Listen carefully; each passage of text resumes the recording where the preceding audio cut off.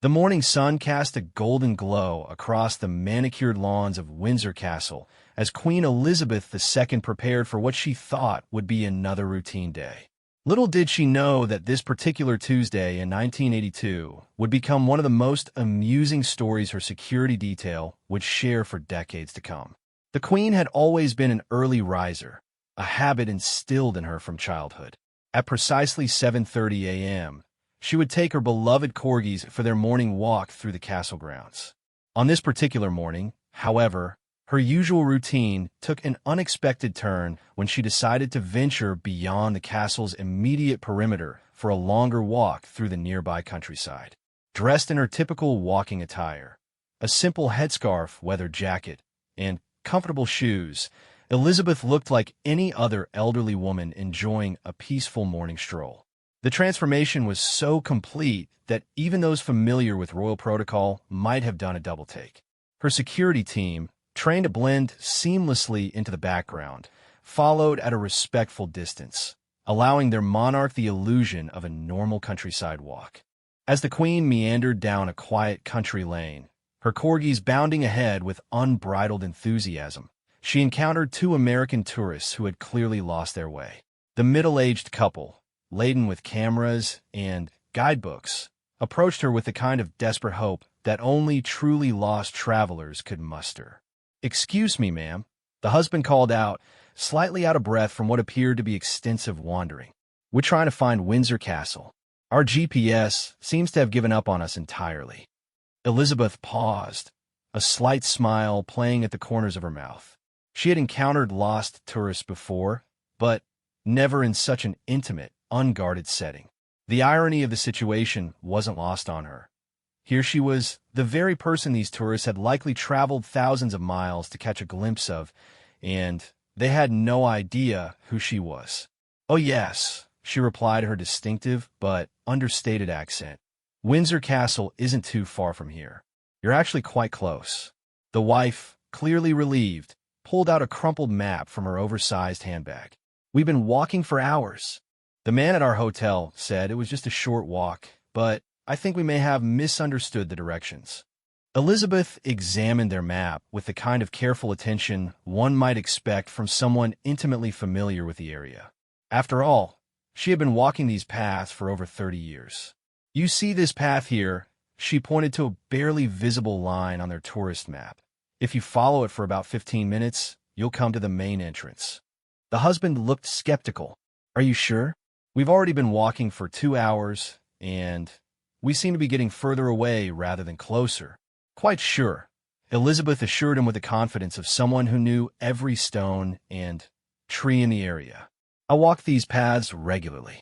As they chatted, the Queen learned that the couple, Harold and Margaret Peterson from Minnesota, were celebrating their 40th wedding anniversary with a trip to England. They had saved for 3 years to make this journey, and seeing the Queen's residence was the highlight of their carefully planned itinerary. "We're hoping to see the Queen herself," Margaret confided with obvious excitement. "I know it's probably impossible, but wouldn't that be something? I've been following the royal family since I was a little girl, watching her coronation on our neighbor's television set."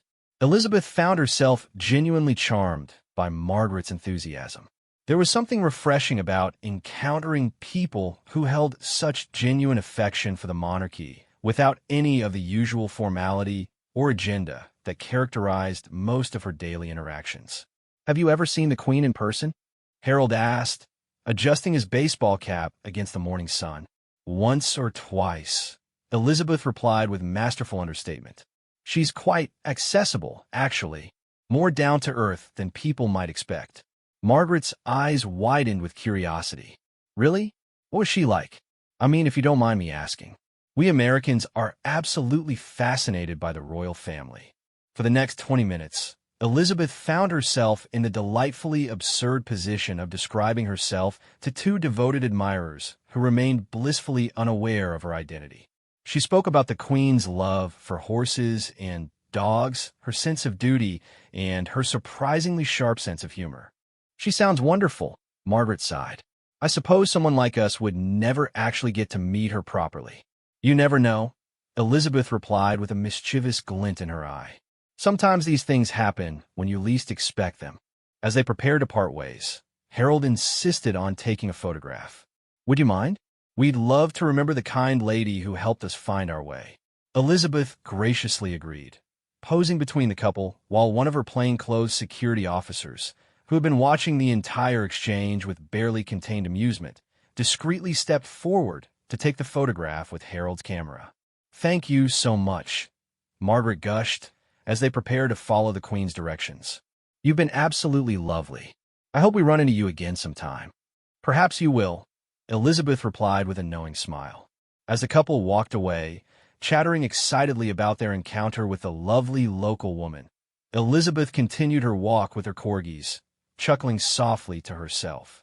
Her security detail, who had witnessed the entire exchange, were equally amused by what had just transpired. Later that day, as Harold and Margaret toured Windsor Castle with their official guide, they couldn't help but mention their morning encounter to other tourists in their group. "The most wonderful thing happened," Margaret told anyone who would listen. "We met this absolutely charming local woman who gave us perfect directions. She knew so much about the Queen, too. Said she'd seen her in person several times. Lovely lady, really lovely." It wasn't until they were viewing the official portraits in the state apartments that Harold noticed something peculiar. He stopped dead in his tracks in front of a recent formal portrait of Queen Elizabeth II, his mouth falling open in recognition. "Margaret," he whispered urgently, grabbing his wife's arm. "Margaret, look at this portrait." Margaret approached the painting, studying it carefully. Slowly, the realization dawned on her face.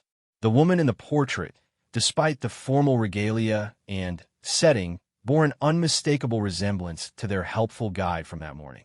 "It couldn't be," Margaret whispered, her voice barely audible. But as they examined the portrait more closely, comparing it to their fresh memory of the morning's encounter, there was no denying the truth. The kind woman who had given them directions, who had spoken so knowledgeably about the Queen's personality, who had seemed so familiar with the castle grounds, was indeed Queen Elizabeth II herself. Harold sat down heavily on a nearby bench, overwhelmed by the realization. "We were talking to the Queen of England," he said in disbelief, "for 20 minutes, about herself, and we had no idea." Margaret began to laugh, a sound that started as a quiet chuckle, but grew into full-blown, joyous laughter. Other tourists turned to stare, but she couldn't help herself. The absurdity and wonder of the situation had overwhelmed her completely. "She was telling us about herself," Margaret managed between fits of laughter. "We asked her what the Queen was like, and she told us." "Oh my goodness, Harold, we spent our anniversary morning chatting with the Queen of England about herself, and she was probably having the time of her life watching us be completely clueless."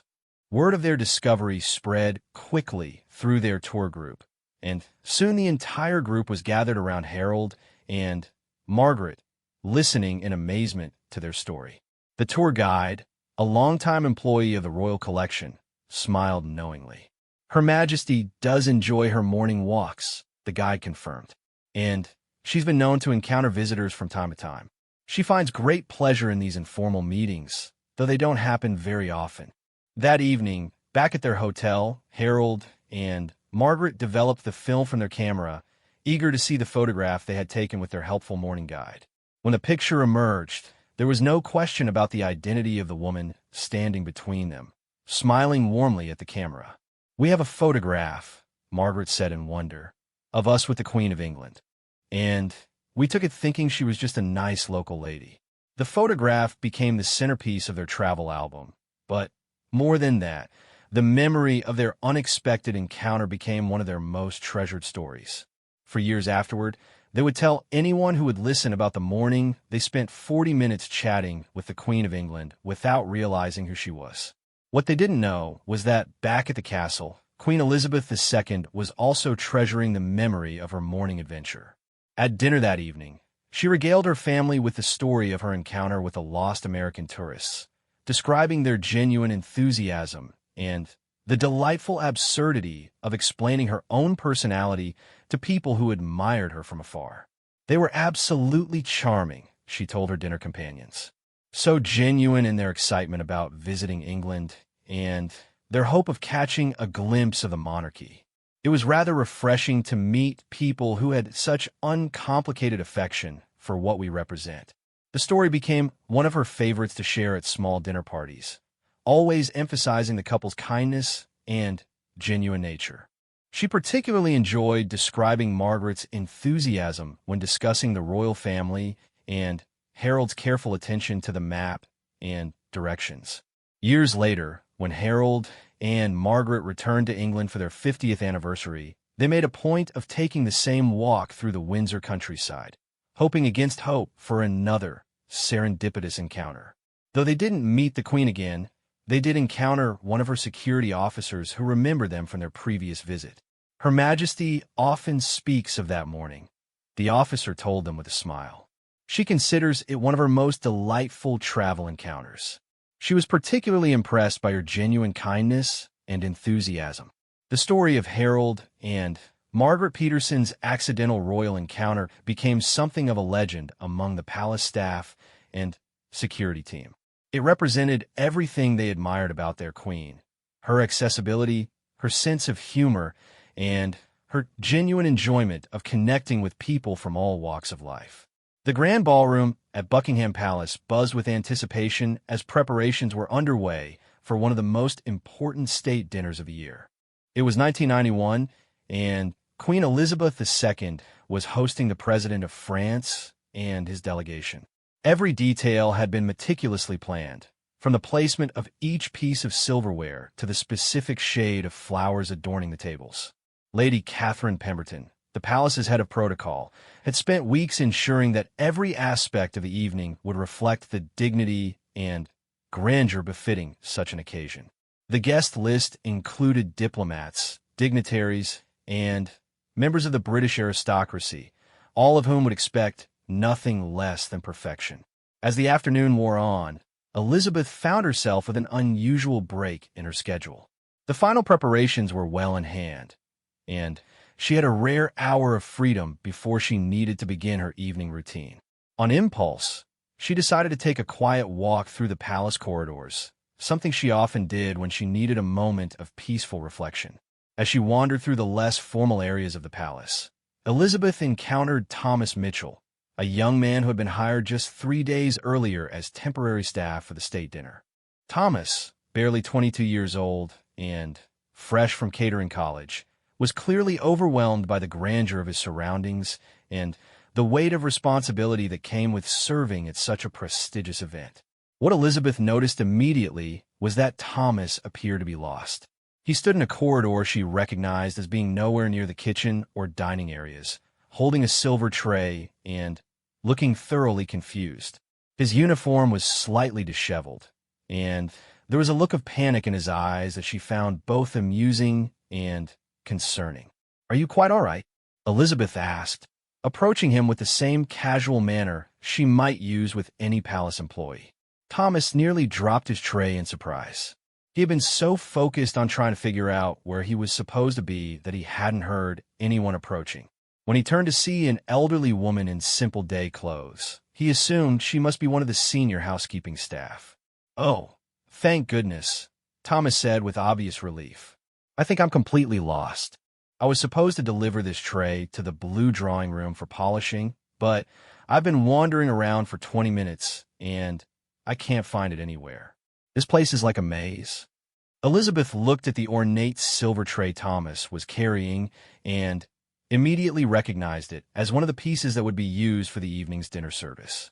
She also realized that the blue drawing room was indeed quite difficult to find for someone unfamiliar with the palace layout. "You are rather far from where you need to be," she observed with understated amusement. "The blue drawing room is on the other side of the palace entirely. Would you like me to show you the way?" Thomas's face lit up with gratitude. "Would you? That would be amazing. I'm new here, and I'm terrified of messing something up on my first big event. Everyone keeps talking about how important tonight is, and I feel like I'm going to accidentally break something priceless or get lost and miss something crucial." As they began walking through the corridors, Elizabeth found herself charmed by Thomas's nervous chatter and genuine concern about doing well. It had been years since she had encountered someone so refreshingly honest about their anxiety and so unguarded in their conversation. "Have you worked many formal events before?" she asked as they navigated through a series of increasingly grand hallways. "Not like this," Thomas admitted. "I worked at a hotel for 6 months, and I did some wedding catering, but nothing even close to this scale. When they told me I'd be working a state dinner at Buckingham Palace, I nearly fainted. My mom was so excited she called everyone she knows." Elizabeth smiled at this. "And what did your mother say when you told her?" "She couldn't believe it. She made me promise to remember every single detail so I could tell her everything when I get home. She's always been fascinated by the royal family. She has this collection of commemorative plates and mugs, and she watches every royal event on television. She was more excited about this job than I was nervous about it." As they continued walking, Thomas began to relax, clearly relieved to have found someone who seemed kind and knowledgeable about the palace layout. He started sharing more details about his background, his hopes for his catering career, and his amazement at the opulence surrounding them. "I can't get over how beautiful everything is," he said, gesturing at the artwork lining the walls. "I mean, I've seen pictures in books and on television, but being here in person is completely different. Do you work here regularly?" "You could say that," Elizabeth replied with careful understatement. "I'm quite familiar with the place." "You must have some amazing stories," Thomas said as they turned into another corridor. "I bet you've seen some incredible events over the years. Have you ever actually seen the Queen? I mean, in person?" Elizabeth paused for just a moment, considering her response. "Yes, I've had several encounters with Her Majesty over the years." "Really? What's she like?" "Everyone here speaks about her with such reverence, but I wonder what she's actually like as a person. Is she as serious as she seems in all the official photographs?" For the next 10 minutes, as they made their way through the palace, Elizabeth found herself in the delightful position of describing herself to someone who was genuinely curious but had no idea who he was talking to. She spoke about the Queen's professionalism, her attention to detail, her love of horses, and her surprisingly sharp wit. "She sounds much more interesting than I expected," Thomas said thoughtfully. "The way people talk about her, you'd think she was this distant, untouchable figure. But the way you describe her, she sounds like someone who would actually be quite nice to work for." "I think you'd find her quite approachable," Elizabeth said with a slight smile. "She appreciates people who are genuine and work hard, and she has a good sense of humor about the absurdities that come with her position." When they finally reached the blue drawing room, Thomas was visibly relieved, but also somewhat disappointed that their conversation had to end. "Thank you so much for rescuing me," he said gratefully. "I don't know what I would have done if you hadn't found me." "Well, I probably would have wandered around until someone sent out a search party." "You're quite welcome," Elizabeth replied. "And, Thomas, don't worry so much about tonight. Everyone here wants you to succeed, and if you just focus on doing your best, everything will be fine." As Thomas headed into the blue drawing room with his tray, Elizabeth continued her walk, thoroughly amused by the encounter. She made a mental note to keep an eye out for the young man during the evening's festivities. Several hours later, as the state dinner was in full swing, Elizabeth, now dressed in her formal regalia and tiara, was making polite conversation with the French delegation when she noticed a familiar figure among the serving staff. Thomas was carefully serving wine to the guests, moving with the kind of concentrated precision that suggested he was taking his duties very seriously. What caught Elizabeth's attention, however, was the moment when Thomas looked up from pouring wine and made direct eye contact with her across the room. She watched with amusement as recognition slowly dawned on his face. His eyes widened, his hand trembled slightly, and he nearly missed the wine glass he was filling. Thomas managed to maintain his composure and continue with his duties, but Elizabeth could see that he was now acutely aware of exactly who had helped him find his way that afternoon. Every time he passed near the head table, she noticed him stealing glances in her direction with a mixture of amazement and mortification. The situation became even more amusing when Thomas was assigned to serve the final course at the head table. As he approached to serve dessert, his hands were visibly shaking, and Elizabeth could see him taking deep breaths to calm himself. "Your Majesty," he whispered as he placed the dessert plate in front of her, his voice barely audible. "Good evening, Thomas," Elizabeth replied quietly, with just a hint of the smile that had characterized their earlier conversation. "How are you finding your first state dinner?" Thomas nearly dropped the serving spoon, but managed to recover. It's been quite an experience, Your Majesty," he managed to say. "I'm glad to hear you found your way to the blue drawing room," she added with gentle humor. Thomas's face turned several shades of red as he realized that the Queen was referencing their earlier encounter. "Yes, Your Majesty. Thank you for the directions." After Thomas moved on to serve the other guests, Elizabeth caught the eye of Lady Catherine, who had been observing the exchange with curiosity. Later, when the formal dinner had concluded and the guests had moved to the drawing rooms for coffee and conversation, Lady Catherine approached the Queen with obvious questions. "Your Majesty, I couldn't help but notice your interaction with one of the temporary serving staff. Is everything all right?" Elizabeth smiled at the memory of her afternoon adventure. "Everything is perfectly fine, Catherine. Young Thomas and I had an interesting conversation earlier today. He's a very nice young man, though he seemed a bit surprised to discover who had been giving him directions around the palace this afternoon." Lady Catherine's eyes widened as she realized what had happened. "You mean he didn't recognize you?" "Not initially, no. He thought I was a member of the housekeeping staff. We had quite a pleasant chat about his nervousness regarding tonight's dinner and his mother's excitement about his working at the palace. He was refreshingly honest and unguarded." "How extraordinary," Lady Catherine murmured. "How did he react when he realized who you were?" "He handled it quite well, actually. Managed to serve dinner without any disasters, though I suspect he was rather mortified. I think he may be wondering if he said anything inappropriate during our conversation." The story of Elizabeth's encounter with Thomas quickly became one of the favorite anecdotes among the palace staff. Several people had witnessed Thomas's reaction during the dinner service, and word spread about the young man who had unknowingly received personal directions from the Queen herself.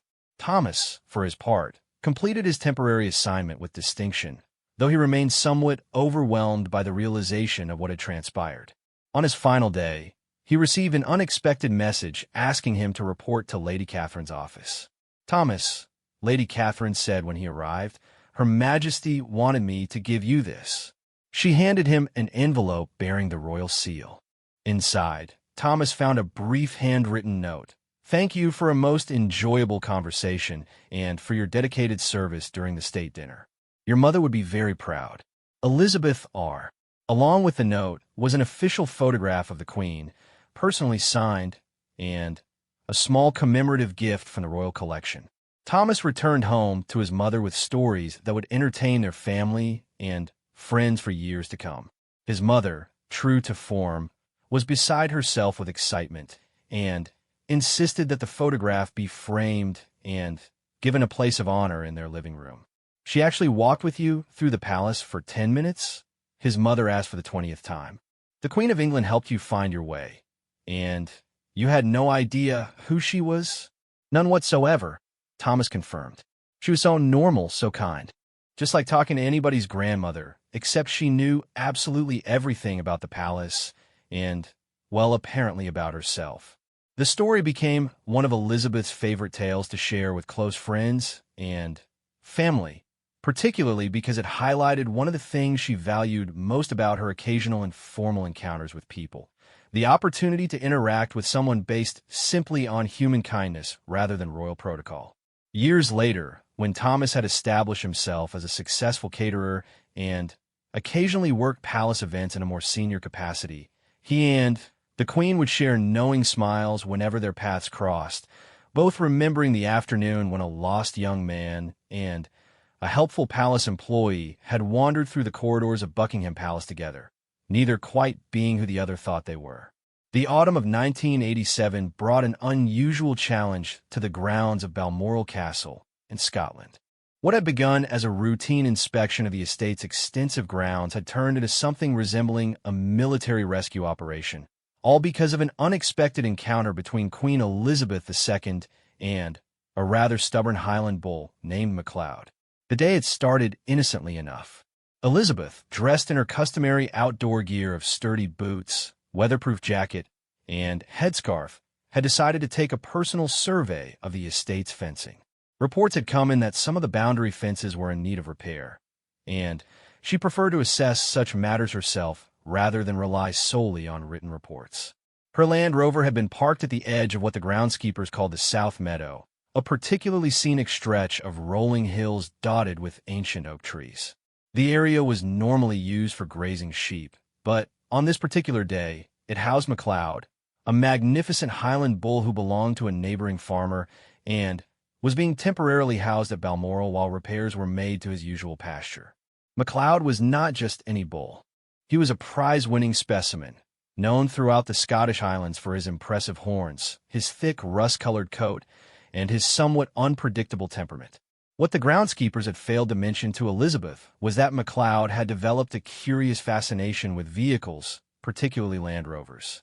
As Elizabeth made her way across the meadow, carefully examining fence posts and making mental notes about needed repairs, MacLeod watched her with growing interest from his position near a cluster of oak trees about 50 yards away. To the casual observer, the massive bull appeared to be peacefully grazing, but those familiar with Highland cattle would have recognized the signs of mounting curiosity in his posture and the way he periodically lifted his head to track Elizabeth's movements. The situation might have remained perfectly manageable if Elizabeth had simply completed her inspection and returned directly to her Land Rover. However, being thorough by nature, she decided to examine a section of fencing that took her deeper into the meadow and, unfortunately, much closer to where MacLeod was positioned. It was when Elizabeth knelt down to examine a particularly loose fence post that MacLeod made his move. What happened next would be recounted by the Balmoral groundskeeping staff for decades to come, though the details would become increasingly embellished with each retelling. MacLeod, with surprising stealth for a creature weighing well over a ton, had quietly positioned himself between Elizabeth and her Land Rover. When she stood up and turned to head back toward her vehicle, she found herself face to face with what she later described as the largest, most determined-looking bull I've ever encountered. For a moment, neither Elizabeth nor MacLeod moved. The Queen, despite having spent decades around horses and livestock, had never found herself in quite this situation. MacLeod, for his part, seemed to be studying her with the kind of intense concentration usually reserved for particularly complex problems. "Well," Elizabeth said aloud, though whether she was addressing herself or the bull was unclear, "this is interesting." MacLeod responded by taking several steps closer, effectively cutting off any route Elizabeth might have taken back to her Land Rover. His massive head tilted slightly, and he made a low, rumbling sound that might have been curiosity, annoyance, or something else entirely. Elizabeth, drawing on years of experience with unpredictable animals, decided that her best strategy was to remain perfectly still and project calm authority. This approach had worked well with spirited horses, anxious corgis, and even the occasional difficult politician. However, MacLeod seemed unimpressed by royal composure. The bull began to circle Elizabeth, maintaining a distance of about 10 feet, but effectively creating a living fence around her. Each time she took a step in any direction, MacLeod would move to block her path, never in an aggressive manner, but with unmistakable determination. "I see," Elizabeth said, beginning to understand that she was not dealing with a hostile bull, but rather with an exceptionally curious one. "You're not trying to chase me away. You're trying to keep me here." Indeed, as the minutes passed, it became clear that MacLeod had no intention of harming Elizabeth. Instead, he seemed fascinated by her presence and determined to prevent her from leaving. When she moved slowly toward the fence line, he would lumber along beside her. When she stopped, he would stop. When she spoke to him, he would respond with gentle rumbling sounds. The situation might have been almost charming if not for the fact that Elizabeth had other commitments that day and could not afford to spend the entire afternoon engaged in a standoff with a Highland bull. After about 20 minutes of this unusual dance, Elizabeth heard the sound of vehicles approaching. Her security detail, following their standard protocol, had become concerned when she failed to return from what should have been a brief inspection. What they discovered when they arrived at the South Meadow was a sight that none of them had been trained to handle. Their queen was standing in the middle of a field, apparently engaged in a conversation with a Highland bull who was showing no signs of allowing her to leave. Chief Inspector David Morrison, the head of her security detail, approached the fence line cautiously. He had handled many unusual situations during his career, but royal held hostage by livestock was not something covered in any of his training manuals. "Your Majesty," he called out carefully. "Are you quite all right?" "Perfectly fine, Inspector Morrison," Elizabeth replied with remarkable composure. "However, I seem to have encountered a rather determined bull who appears to object to my leaving."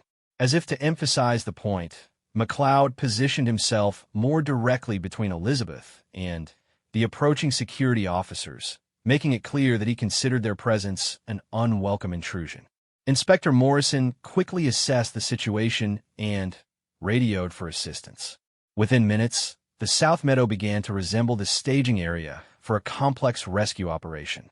Additional security personnel arrived, followed by the estate manager, the head groundskeeper, and, eventually, the neighboring farmer who owned MacLeod. Hamish McAllister, MacLeod's owner, was a weathered Scotsman in his 70s who had been dealing with Highland cattle his entire life. When he arrived and surveyed the scene, the Queen of England surrounded by security vehicles while being held captive by his prize bull, he began to laugh with the kind of hearty amusement that only someone who had spent decades with unpredictable livestock could muster. "Aye," Hamish called out to Elizabeth. "MacLeod's taken a liking to you, Your Majesty. He's a sociable beast, but once he decides he wants company, he can be quite persistent about it." "So, I've discovered," Elizabeth replied dryly. "Might you have any suggestions for resolving this situation?" Hamish scratched his chin thoughtfully. "Well, he's probably hoping you've got something for him to eat. MacLeod's got quite an appetite, and he's learned that visitors sometimes bring treats." Elizabeth considered this information. "I'm afraid I didn't come prepared for a social call with a bull." "No worries," Hamish said, reaching into his jacket pocket. "I always carry something for the old boy." He produced what appeared to be several large apples. "Now then," Hamish continued, "if one of your security lads could toss these apples over the fence toward that oak tree over there, MacLeod will likely wander over to investigate, and Your Majesty can make her escape." The plan seemed reasonable enough, but when Inspector Morrison attempted to throw the first apple, his aim was slightly off, and the apple landed much closer to Elizabeth than to the intended oak tree. MacLeod, delighted by this unexpected treat, immediately moved to retrieve it, bringing him even closer to Elizabeth in the process. "Perhaps," Elizabeth suggested with admirable patience, "we need a more sophisticated approach." What followed was one of the most unusual rescue operations in the history of royal security. Inspector Morrison and his team, working with Hamish McAllister, devised a plan that involved creating a trail of apples leading from Elizabeth's position toward the far end of the meadow. The operation required careful timing and coordination. Security officers positioned around the perimeter of the field began throwing apples in a strategic sequence, creating a path that would hopefully entice MacLeod away from Elizabeth and toward the corner of the meadow farthest from her Land Rover. At first, MacLeod seemed suspicious of the sudden abundance of apples appearing in his meadow. He looked from a fruit to Elizabeth to the security officers with an expression that suggested he was aware that some sort of deception was taking place. However, Highland bulls, no matter how intelligent, are ultimately motivated by practical concerns, and the appeal of fresh apples eventually overcame MacLeod's desire to keep Elizabeth company. He began moving from apple to apple, working his way across the meadow while Elizabeth slowly made her way toward the fence line. The plan worked perfectly until MacLeod reached the last apple. After consuming it, he looked around, seemed to realize what had happened, and turned back toward Elizabeth with what appeared to be disappointment. Fortunately, by this time Elizabeth had reached the fence and was able to climb over to safety while Inspector Morrison and his team created a distraction by rattling buckets and making noise at the opposite end of the meadow.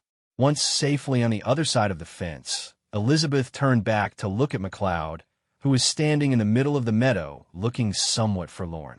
Despite the absurdity of the situation, she found herself feeling slightly guilty about deceiving him. "I'm sorry, McLeod," she called out to the bull, "but I really did have other engagements today." McLeod responded with a low rumble that sounded remarkably like a sigh. Hamish McAllister approached Elizabeth as she brushed grass from her jacket. "Your Majesty, I do apologize for McLeod's behavior. He's normally much better behaved, but he's always been partial to ladies, and I think he recognized quality when he saw it." Elizabeth smiled at this diplomatic explanation. "No harm done, Mr. McAllister. Though I must say, it's been quite some time since I've been so thoroughly captivated by anyone's company." The story of Elizabeth's encounter with McLeod quickly spread throughout the local community and eventually became one of the most beloved anecdotes in Balmoral folklore. The Queen herself seemed to enjoy recounting the tale, particularly the part about being held hostage by a lovesick Highland bull who had excellent taste in companions but poor timing. Inspector Morrison, who had been genuinely concerned about how to explain the situation in his official report, was relieved when Elizabeth suggested that the incident be recorded simply as a brief delay due to livestock interference during fence inspection. Several weeks later, Elizabeth received a letter from Hamish McAllister informing her that McLeod had been asking about her. Or at least, he had been hanging around the fence line looking toward Balmoral Castle with what Hamish described as hopeful expectation.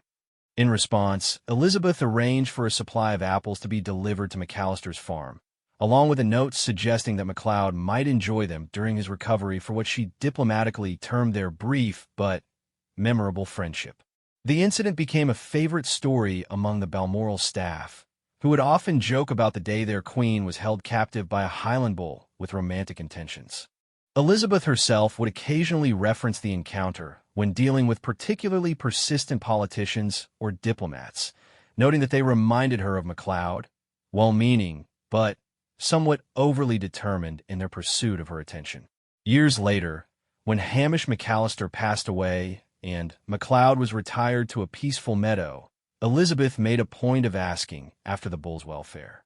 She was told that McLeod had lived to a remarkable age for a Highland bull and had remained hopeful until the end that his royal friend might return for another visit. The story of Elizabeth and McLeod became part of the rich tapestry of Balmoral legends, representing the kind of unexpected encounter that could only happen when a monarch who genuinely loved the countryside met a bull who had excellent judgment and companions, but an unfortunate tendency toward possessiveness. The year 1995 brought an unexpected technological challenge to Buckingham Palace that would result in one of the most amusing behind-the-scenes incidents in recent royal history. It all began when the palace decided to modernize its telephone system, replacing the aging equipment with a sophisticated new network that promised improved efficiency and advanced features. What no one had anticipated was how the new system's cutting-edge voice recognition technology would interact with Queen Elizabeth II's distinctive accent and speaking patterns. The installation had been completed over a weekend, and Monday morning brought the first indication that all was not well with the palace's communication upgrade. Elizabeth, as was her custom, arrived at her office promptly at 9 o'clock, ready to begin her daily routine of reviewing correspondence, scheduling meetings, and handling the numerous phone calls that were part of her regular duties. Her private secretary, Sir Geoffrey Hamilton, had briefed her on the new system's features, including the voice-activated dialing that was supposed to make her communications more efficient. The trouble began with Elizabeth's first attempt to place a call to her mother, the Queen Mother, at Clarence House. Following Sir Geoffrey's instructions, she picked up the handset and clearly stated, "Call Clarence House." Instead of connecting to her mother's residence, the phone system cheerfully announced, "I'm sorry, I don't understand. Please try again." Elizabeth, assuming she had perhaps spoken too quickly, repeated the request more slowly and distinctly, "Call Clarence House." Once again, the system responded with digital confusion. "Did you say call French House? Please confirm or try again." By the third attempt, Elizabeth was beginning to find the situation more amusing than annoying. Her pronunciation of Clarence apparently registered to the voice recognition software as something entirely different each time. The system offered increasingly creative interpretations: clairvoyance house, clarinet house, and at one point, inexplicably, pizza house. Sir Geoffrey, hearing the repeated electronic responses from his adjoining office, hurried in to investigate. What he discovered was his sovereign engaged in what appeared to be an increasingly animated conversation with a telephone that seemed determined to misunderstand every word she spoke. "Your Majesty," Sir Geoffrey said carefully, "are you experiencing difficulties with the new system?" "I appear to be having a philosophical disagreement with my telephone," Elizabeth replied with admirable composure. "It seems convinced that I want to order pizza when I clearly wish to speak with my mother." Sir Geoffrey attempted to take over the call, but quickly discovered that the voice recognition system had apparently developed a grudge against royal accents in general. His attempts to reach Clarence House resulted in the system offering to connect him to Parents House, Air Force House, and something called Carriage Mouse. Word of the telephone rebellion quickly spread through the palace staff, as various members of the royal household attempted to use the new system throughout the day. The Duke of Edinburgh, when informed of the situation, decided to test the system himself and ended up in a heated argument with a machine that insisted on interpreting his request to call the stables as call the neighbors, leading to several confused conversations with nearby residences. The situation reached its comedic peak when Elizabeth attempted to place a call to the Prime Minister's office. The voice recognition system, apparently feeling particularly creative that day, interpreted call number 10 Downing Street as call Brother Ben's house and street. The resulting connection to a bewildered gentleman named Ben Thompson, who lived 3 miles away and had been peacefully eating his lunch, led to one of the more surreal conversations in parliamentary history. "Hello," Elizabeth said when the call connected. "This is the Queen. I was hoping to speak with the Prime Minister." There was a long pause on the other end of the line. "I'm sorry, who is this?" "This is Queen Elizabeth. I believe there may have been some confusion with the telephone connection." Another pause, even longer this time. "Right. And I'm Napoleon Bonaparte. Who is this really?" Sir Geoffrey, realizing what had happened, quickly disconnected the call while Elizabeth dissolved into laughter. "I do hope poor Mr. Thompson doesn't think the palace is playing pranks on random citizens," she managed to say between chuckles. The technical team responsible for installing the new system was summoned to investigate the problem. What they discovered was that the voice recognition software had been programmed primarily using American English speech patterns and had significant difficulty interpreting the received pronunciation that characterized educated British speech, particularly the specific patterns used by members of the royal family.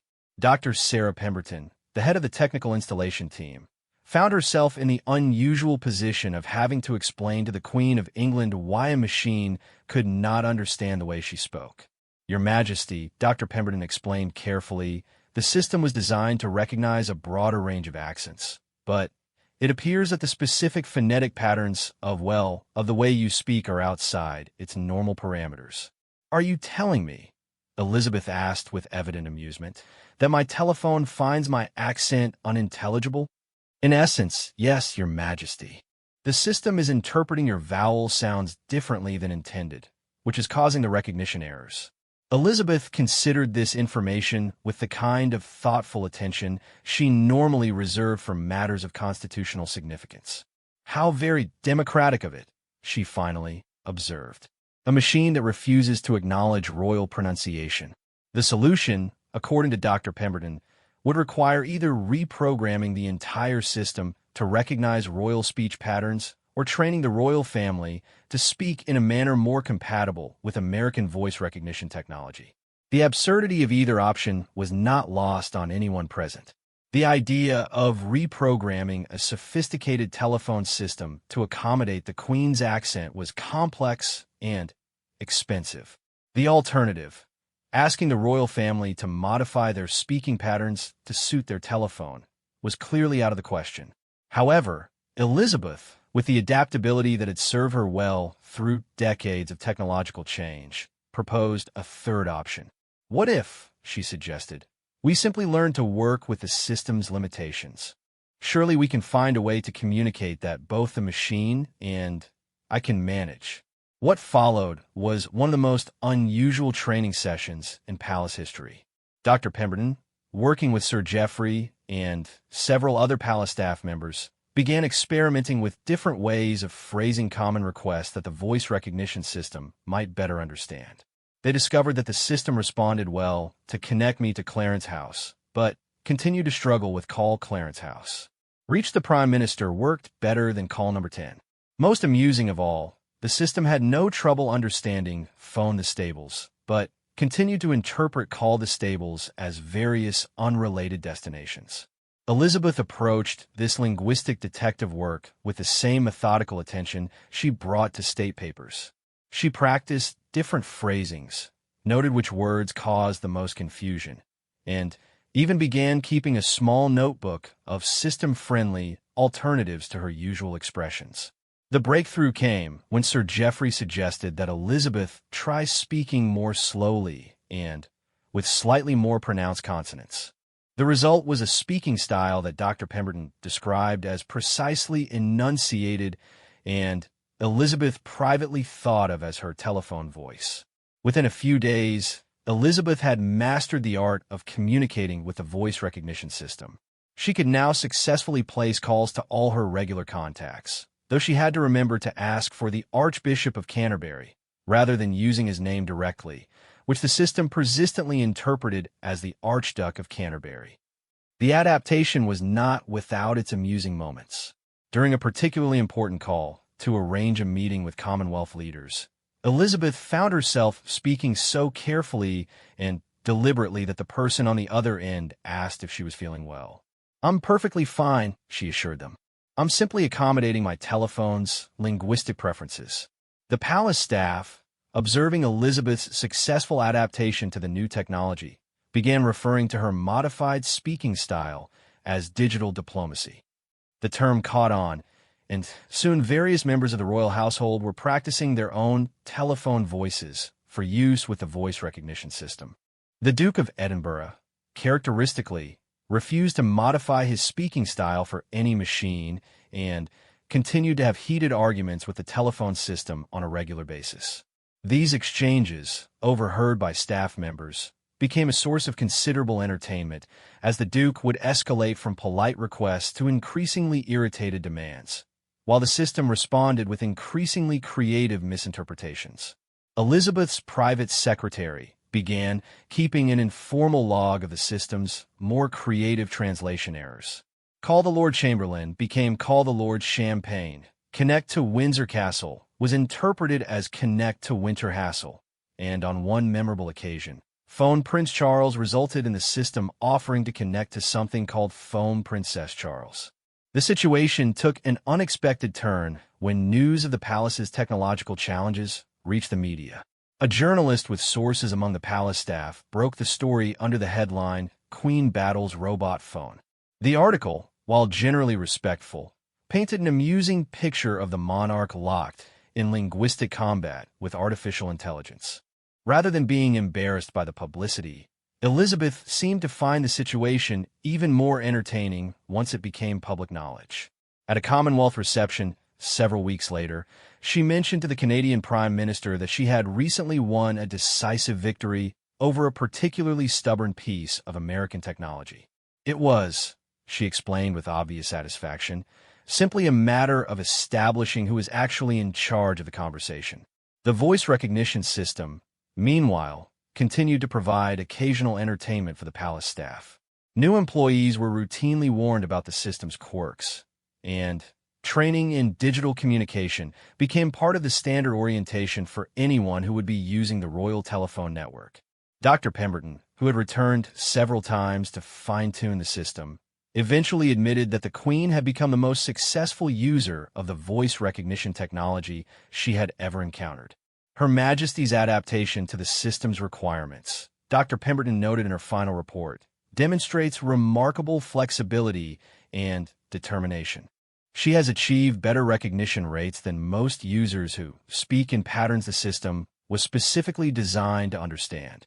Elizabeth, reading this assessment, observed to Sir Geoffrey that it was perhaps the first time in her life that she had received a performance review for her speaking voice. Years later, when the palace telephone system was updated again with more sophisticated technology that had no trouble understanding royal accents, Elizabeth admitted to missing the challenge of communicating with the voice recognition system. There was something rather satisfying, she reflected, about mastering a machine that initially found me incomprehensible. It was like learning a new diplomatic protocol, except the other party was American and electronic. The notebook she had kept of system-friendly phrases remained on her desk for years afterward, a reminder of the time when the Queen of England had to modify her royal pronunciation to accommodate the democratic preferences of a Republican telephone. The Christmas of 1993 presented Queen Elizabeth II with what would later be remembered as one of the most delightfully chaotic holiday celebrations in recent royal history. It all began when she decided to personally oversee the decoration of the main Christmas tree at Sandringham House, a task that traditionally was handled entirely by the estate staff. Elizabeth had always taken great pleasure in the Christmas preparations at Sandringham, but this particular year she felt inspired to take a more hands-on approach. Perhaps it was the influence of watching her grandchildren's enthusiasm for Christmas decorating, or perhaps it was simply a desire to engage in an activity that felt refreshingly normal and domestic. The tree in question was magnificent, a 15-foot Norway spruce that had been carefully selected from the estate's own grounds. It stood in the main drawing room, positioned perfectly to be visible from multiple rooms and to serve as the centerpiece for the family's Christmas celebrations. Lady Margaret Thornton, who served as the estate's household manager, had initially been concerned about the Queen's desire to participate directly in the decorating process. The tradition of Christmas decoration at Sandringham followed carefully established protocols, with each ornament and strand of tinsel placed according to patterns refined over decades. However, Elizabeth was adamant that she wanted to experience the simple pleasure of decorating a Christmas tree, something she had rarely been able to do throughout her adult life. Arrangements were made for her to participate in the decoration process, with the understanding that estate staff would provide assistance and guidance as needed. The first indication that the morning might not proceed according to plan came when Elizabeth arrived in the drawing room to find that the stepladder provided for reaching the upper branches was significantly taller than she had anticipated. The ladder, designed for use by the estate's maintenance staff, stood nearly 8 feet tall and looked somewhat intimidating in the elegant drawing room setting. Perhaps, suggested Robert Matthews, the head gardener who had been assigned to assist with the decorating, we should start with the lower branches and work our way up gradually. Elizabeth, however, had arrived with a clear vision of how she wanted to proceed. She had brought with her a collection of ornaments that held special personal significance, some dating back to her childhood, others given as gifts by family members over the years. Her plan was to place these treasured decorations prominently near the top of the tree.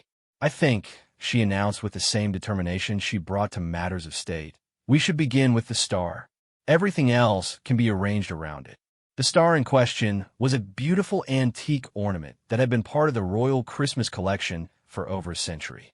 It was also considerably heavier than it appeared and required careful positioning to remain secure at the top of the tree. Robert Matthews watched with growing concern as Elizabeth began climbing the stepladder, the precious star ornament in one hand while she gripped the ladder rail with the other. "Your Majesty," he said carefully, "perhaps I should handle the placement of the star.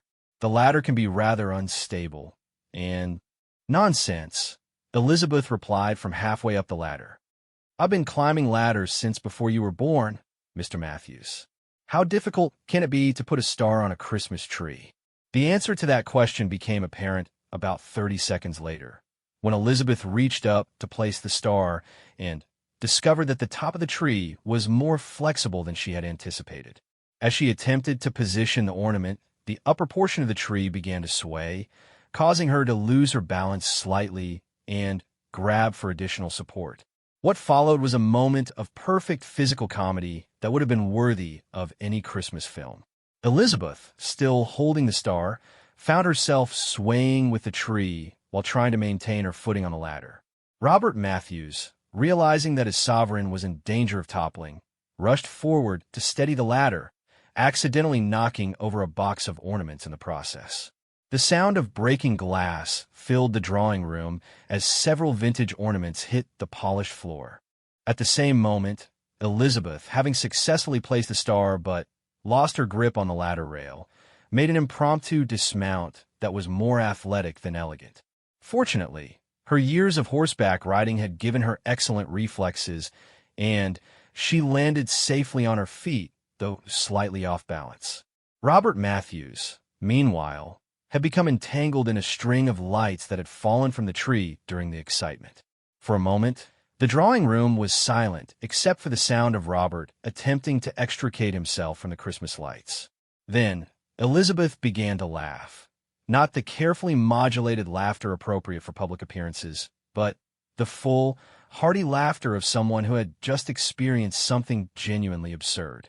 "Well," she said, looking around at the scattered ornament fragments and Robert's predicament with the lights, "that was certainly more excitement than I had planned for this morning."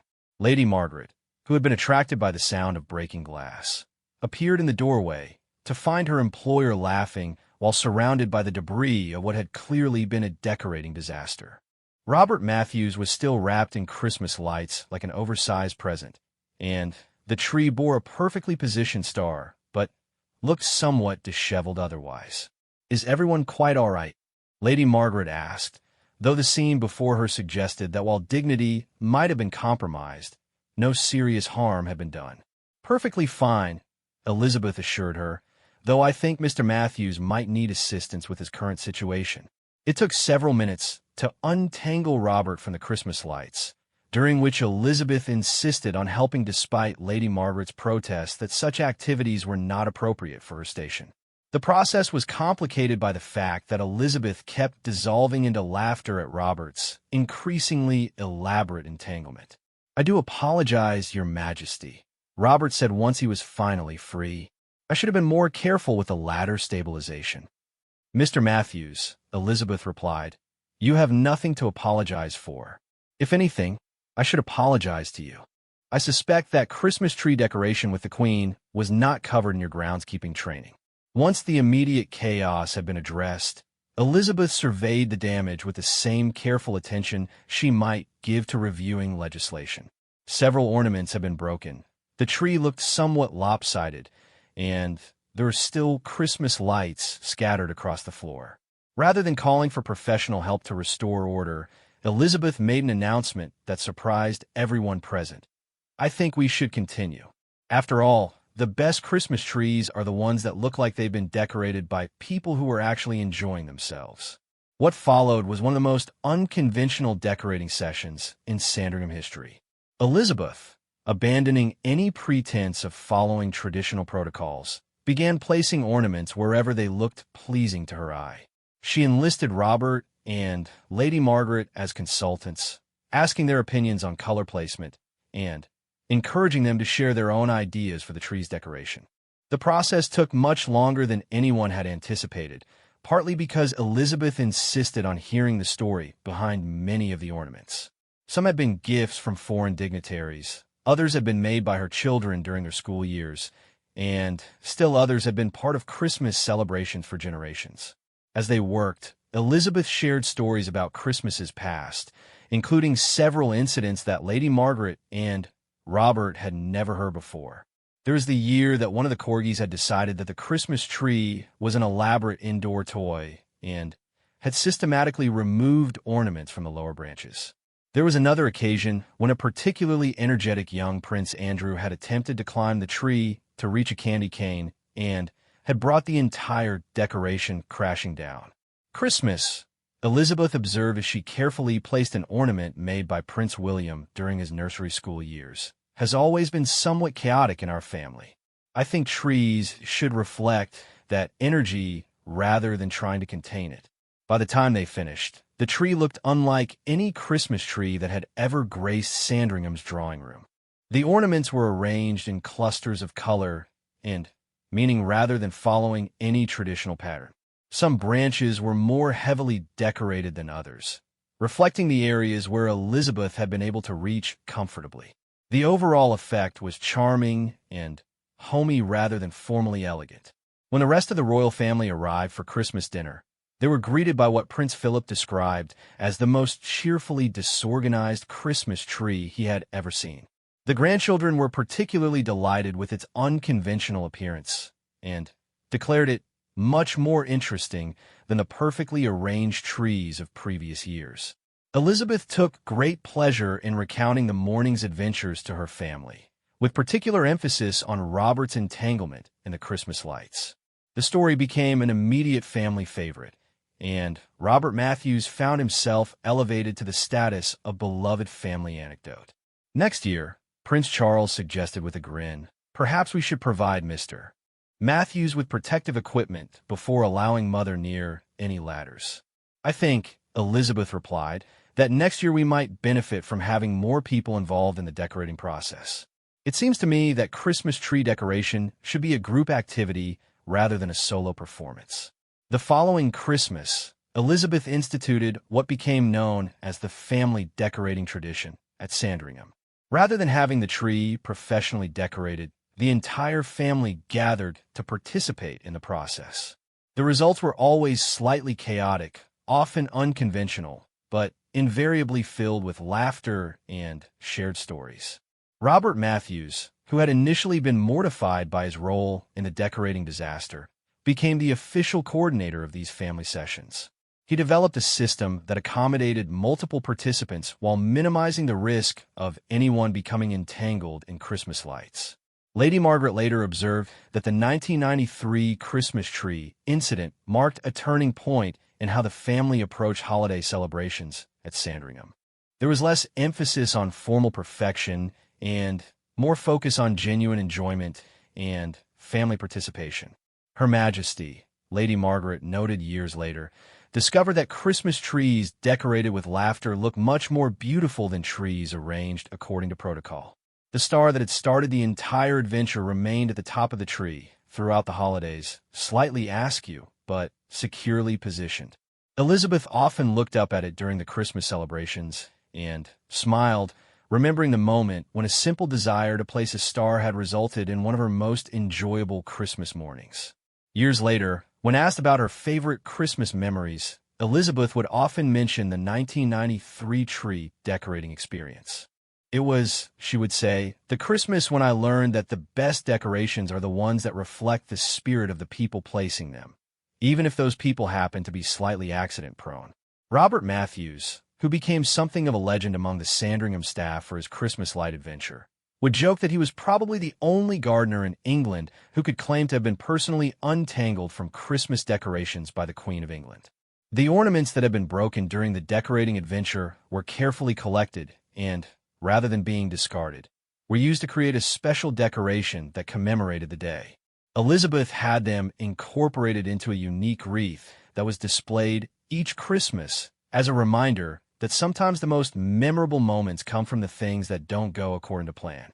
The 1993 Christmas tree decorating incident became part of Sandringham folklore, representing the kind of spontaneous family moment that no amount of planning could create, but that, once it happened, became treasured family history.